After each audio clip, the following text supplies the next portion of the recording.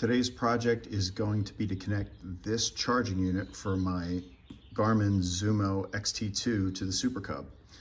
The kit includes 2 terminals that you can use to connect directly to the battery, and if you choose to do that, make sure you put the fuse in line.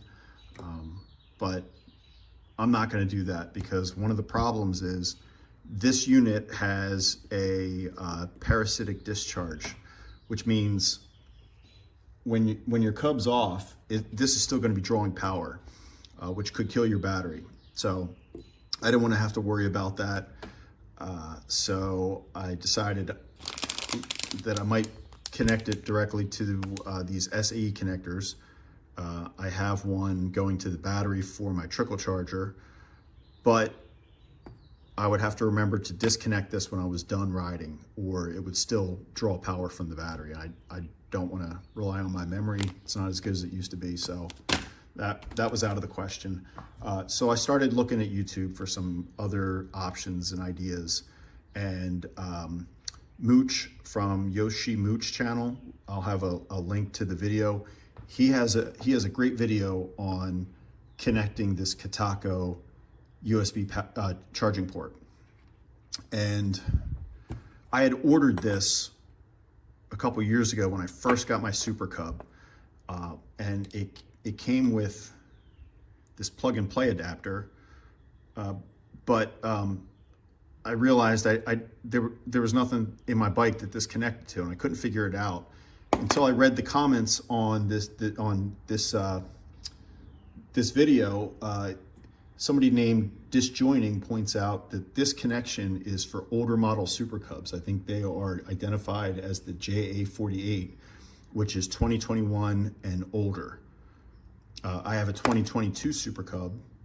So in Mooch's video, he points out that his came with this. This is a Kitaco Power Extraction Harness.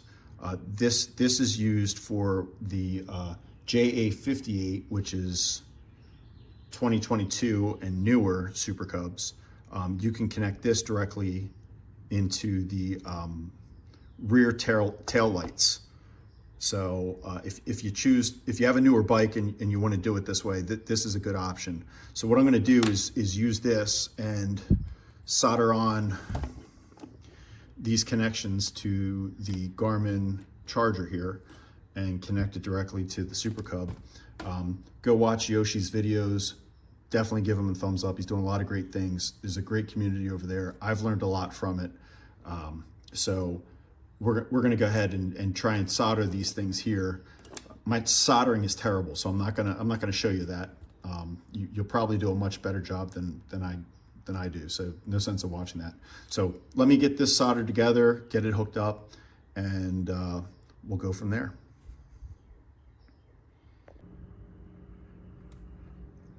The power extraction harness is going to mount back here, right there. That's the brake light, the rear brake light connector.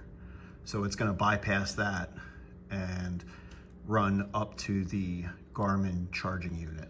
And that's behind this unit here, which just is it's got a rubber covering that slides onto this bracket. So you just have to kind of carefully pull that off, and that gives you room to work. And that'll connect there, which allows me to not have to worry about parasitic discharge, I think is what they called it, from the unit itself when the engine's turned off. So it won't be drawing power from the battery. And that's gonna ground right up to here. And then from there, I'll run the wires up through the frame here and connect it to the accessory mount that I installed.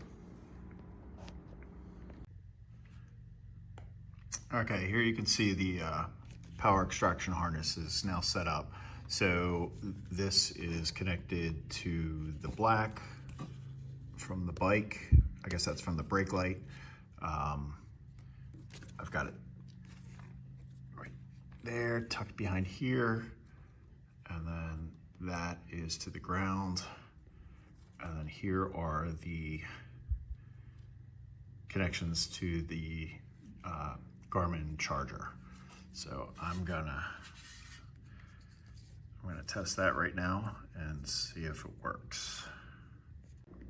Okay, you can see the battery is not being charged currently. I'm gonna turn on the Super Cub and check the brake lights and also check the Garmin.